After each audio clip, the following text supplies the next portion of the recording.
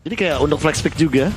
Dan bahkan nanti satu yang akan menyusul dari Araki Hoshi. Karena Araki Hoshi masih akan ngambil 2 hero sekaligus, sementara Onyx Esports yang akan membiarkan satu pick yang akan menjadi surprise juga nanti. Aku bertanya, jika if Balmond ini bisa menjadi untuk Suns, apakah Boots akan bermain hero lainnya di sisi samping? Tapi dengan Lunox ini akan sedikit berbeda. Yang dimana kemungkinan besar Cewek Nathan? Yes, cewek Nathan, Lunox, Drian. Walaupun kita lihat dari Araki Hoshi, maybe mungkin akan ada jungler dari seorang Benedetta Opung ya. Benedetta bisa jadi, atau main range saja yang jauh. Ini lawannya Nathan. Pakai lagi hero-hero melee bakal sulit. Kebuka. Karina juga ada. Karina Export ada loh. Iya, Karina juga ada. Dan Karina menurutku cukup oke. Karina Xbox, oke kali ini Xbox di tangan RCP harusnya ya. Kalau misal digunakan, dan juga Karina akan di tangan seorang Albert. Atau jangan-jangan tetap akan menuju ke arah damage dealer. Oke. Yang benar-benar emang memiliki burst damage besar. Yisunchin, Roger, Granger juga masih avail di sini. Kayaknya dia cari untuk counter Nathan flownya aku. Oh, Benedetta satu. Dan clean bangsin gak sih? Clean bangsin gak sih? Clean bangsin gak sih? Iya, aku lebih setuju clean bangsin. Mengingat ini kita akan sedikit bernostalgia dari MPL 1-2. Oh, ingat. Kita ingatkan kembali di mana Tuturu Kings of Marsmen. Yes. Yang menggunakan flicker di sisi samping, yang mampu bisa memberikan permainan clean yang luar biasa. Dan kali ini Bangsin akan hadir kembali dengan clean di Godland. Harusnya, Profesor. Harusnya. Tapi kalau misalnya mereka punya pemikiran lain, kita nggak tahu. Jadi sekarang udah bukan Ahmad sama dengan Mausi sama dengan Tuturu, tapi Bangsin sama dengan Sin sama dengan Tuturu. Bangsin, Sin Kostan. Sin Kostur. Wah, itu dia. Dan Yuzong lagi. Boots Yuzong, Balmond Suns. Iya kan? Jika if Balmond itu jungler. Tidak pernah never. Iya, jika if tidak pernah itu never. Mungkin tapi maybe ya, bisa jadi. Atau or. Kok sepemikiran. Susah emang. Oke, gimana Opung melihat 10 draft kali ini? Ya kalau dari aku ngeliatnya sekarang gimana ya, agak berat untuk RRQ-nya kalau mereka mau coba untuk kontes Nathan-nya, karena masuk ke late game pasti akan sulit juga. Tapi ini dia untuk Onyx Angel, pendukung dari Onyx Esports. Itu gimana ya, kalau ada yang ikat rambut itu kayak salah fokus gitu loh. Semua orang kayak kalau ngeliat cewek ikat rambut itu salah fokus. Karena Skylar David Denko. Tapi kali ini buat 10 wisatawan Desa Land of Dawn untuk 2 kerajaan yang berbeda. Selamat datang kembali di Royal Derby. Kali ini masih menentukan siapa yang akan mengamankan poin selanjutnya. Tapi ternyata tidak bakal coba diamankan. Flicker bahkan early game seperti semula. Sepertinya para raja ini kerajaan Araki Hoshi meriset kembali template permainan yang mereka miliki, Profesor. Ini dia pola permainan agresif yang aku rindukan dari teman-teman Araki Hoshi. Tapi barusan ada super position yang ternyata miss. Nggak kena. Ganteng doang, nggak bisa jiggle. Ini jiggle, bos. Gitu. Oke, langsung di cover juga kali ini akhirnya. Yes, dan bahkan cover yang dilakukan terjadi. Sepertinya kali ini para pemain Araki Hoshi mendengar ya, kalau misalnya wanted-nya berubah. Boots dibiarkan one by one situation. Daftar pencarian orang dari tim Araki Hoshi semua udah berubah terhadap seorang cewek, Profesor. Ini dia yang harus dilakukan sejak di game yang kedua tadi. Karena cewek yang begitu bebasnya. Dan kali ini Bangsin yang akan di cover. Artinya 1v1 situation yang akan terjadi di bagian EXP lane. Bootsnya bakal coba untuk bertahan terlebih dahulu. Sunset udah mulai ready dan bahkan udah ada well play bro. Well played, bro. Dan bahkan dari seorang R7 sepertinya bakal coba untuk mengganggu pergerakan Clay. Coba untuk membantu dan mengganggu pergerakan Suns. Tapi hanya poking damage saja. Menggelitiki dari seorang Bang Suns. Ya, dan tempo pelan ya untuk Onyx dan juga Araki Hoshi. Mungkin masing-masing masih butuh sedikit waktu untuk saling bercengkrama satu sama lain. Di bawahnya udah pasti stalemate antara Yuzong dan juga Esmeralda. Topnya ini lagi rame-ramanya untuk di area dari topnya, di mana sih dikawal oleh 3 pemain sekaligus. Rafael Lucky Boy juga udah mulai kelihatan di depan sana. Panik nggak? Dan bahkan udah ada 4 rotasi ke arah bagian top lane. Langsung turun gunung menuju ke arah turtle. Karena kali ini Boots apakah dia bakal recall? Rugi banget kalau seandainya dia harus recall ketika udah akan ada turtle yang pertama. Benar sekali, karena di sini sangatlah butuh dari sebuah Black Dragon Prime Farm dari seorang Boots. Boots udah mengeker, tapi ternyata di depan sana ada seorang Kiboy yang memberikan informasi. Boots, TNB on position, menuju ke arah belakang. Bantu pergerakan dari seorang Kiboy, tapi di depan sana Boots tidak mau terlalu terburu-buru, dan lihat hantaman berat semua dimiliki dari seorang Boots. Informasi diberikan, tidak ada satu bar retribution dan dipaksakan bahkan PYN sumbang.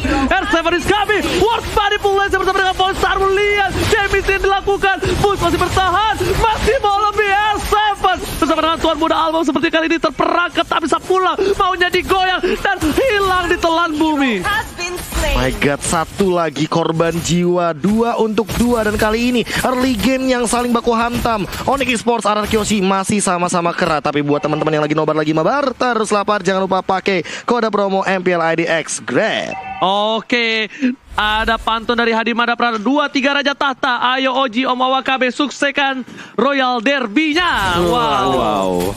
Ini dia yang kita tunggu-tunggu, tapi lethal counter. Ingat, Suns punya 2 secure dari objektif. Dia punya lethal counter, dia punya retribution. Itu yang harus diperhatikan sama teman-teman dari Hoshi. Karena kali ini Suns-nya udah mulai digangguin dan bahkan harus dipaksa untuk mundur karena udah ada Void Blast perlahan-lahan mempok ke arah depan. Oke, Bang Sin ternyata udah mulai dilupakan dari tim RRQ Hoshi. Mereka memilih untuk bantu ke arah Turtle karena Bang Sin dikiranya kali ini mampu bertahan. Tapi sepertinya dengan adanya 2 orang di arah top lane membuat Bang Sin agak sedikit kesulitan. Meanwhile, di arah satu buah Turtle ini malah dipegang sama RRQ Hoshi, yang bisa kita bilang dari tim Onyx nggak nyangka kalau malah RRQ Hoshi mendapatkan satu buah Turtle tanpa ada kontes sama sekali. Yes, tapi top lane-nya Gold Seal turretnya bakal dimakan gitu saja sama cewek. Apakah ini bakal jadi keuntungan yang mungkin akan sedikit dijadikan kompensasi karena tanpa adanya Turtle kontes barusan, artinya Suns agak sedikit ketinggalan, tapi levelnya Albert malah under kali ini. Karena kali ini beberapa kali jungle-nya harus hilang dan bahkan gold buff-nya juga hilang. Di luar dari bottom lane, R7 versus everybody, retribution telah dikeluarkan. R7 masih mau lebih, sepertinya Suns tidak mau terlalu berburu-buru untuk menumbangkan R7. Meanwhile dari top lane sana, lagi-lagi team fight dilakukan. Cewek terperangkap, tidak ada Ezra, bahkan hilang.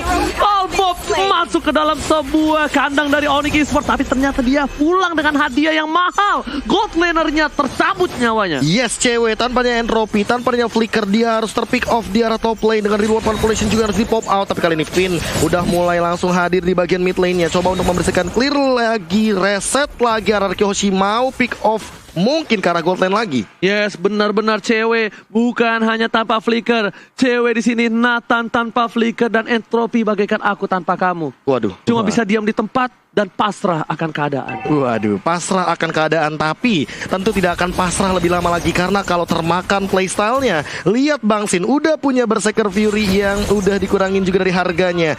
Kiboy juga hanya coba untuk mendapatkan informasi di depan sana, namun ingat Clay seolah-olah udah kelihatan punya Ice Queen One. Bukan hanya itu aja. Para pemain dari tim RRQ Hoshi mereka masih di posnya masing-masing. Karena apa? Karena mereka masih menunggu 20 detik, mencoba untuk melihat siapa yang akan naik gunung. Karena turun gunung tadi didapatkan oleh tim RRQ Hoshi.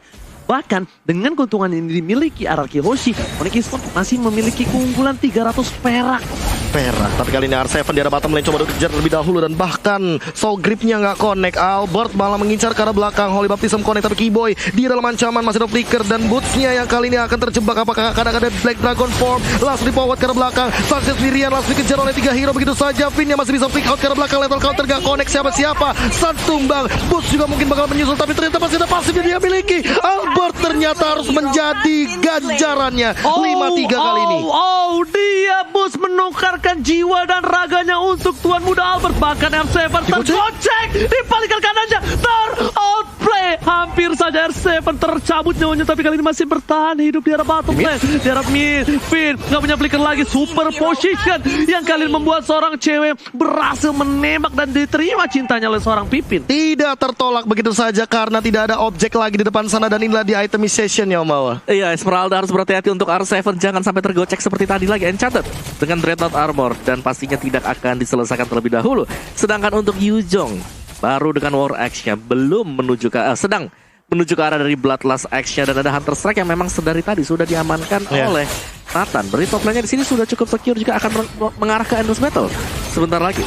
Dan untuk clean-nya sama. Ada dua Endless Battle yang mungkin akan diadu dan satu Berserker Fury. Sin udah mulai muncul di depan sana. Hati-hati sama quick draw-nya. Dan sebenarnya Albert sudah mulai melakukan setup inisiasi ke arah Turtle yang pertama. Langsung dihajar begitu saja Kiboy. Apakah dia bisa bertahan? Gak bisa, ternyata Black Dragon Bomb digunakan. Sansia udah mulai maju. 7.000 darah tersisa di retake begitu saja dari Turtle yang kedua. Dan bahkan diamankan oleh seorang Sans dengan ada counter dan ada retribution. Tapi kali ini tidak akan ada pertukaran poin kill lagi karena sepertinya cewek akan menggunakan entropinya untuk mundur ke arah belakang. Tapi dari reward manipulation, flick out, bahkan gak connect dari quick draw-nya, hampir menyentuh ke arah seorang cewek dari Bang Sin. Bang Sin gak punya flicker. Yes. Itu beda cerita, beda kasusnya kalau Bang Sin punya flicker. Dan bahkan tadi zoningisasi dari seorang Buttes berhasil melakukan satu buah invasi terhadap Turtle. So, konsil terbuka, terdengar suaranya, Sans menjadi targetnya. Dan bahkan Kiboy masih mencoba berada di arah rumput untuk memberikan sebuah perlindungan. Saya pelindung. Onyx Esports dimiliki Kiboy kali ini. Kiboy tidak boleh terlalu depan karena dari seorang Pipin tidak akan segan-segan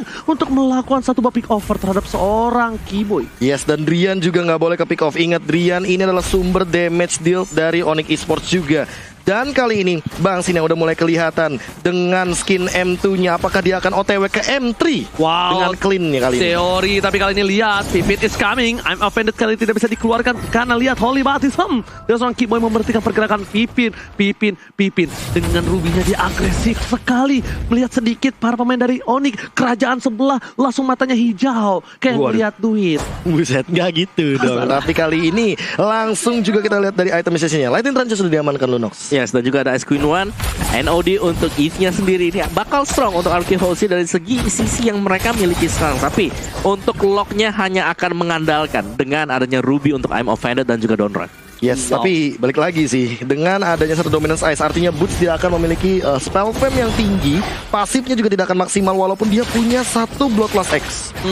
Tapi kalau bisa aku bilang ini akan ada cuma 2 item damage dari seorang Buttes. Bahkan di mid sana Bang Sin lihat laning phase-nya dikasih ke arah Sin semua. Sin makan karena Albert bukan menjadi salah satu tombak utama yang tajam untuk Arkehosi di game kali ini. Karena mereka akan bertumpu terhadap seorang Bang Sin. Meanwhile, melihat Onyx Esports yang tidak terlalu berbeda jauh dari tim Arkehosi, walaupun dari kill-nya masih dimiliki dari tim Arkehosi. Dan kalau kata Deden from Bogor, guys ya, jangan lupa vote player favoritmu di Snake Video, guys ya. Yoi, meta YGY. Ya guys ya.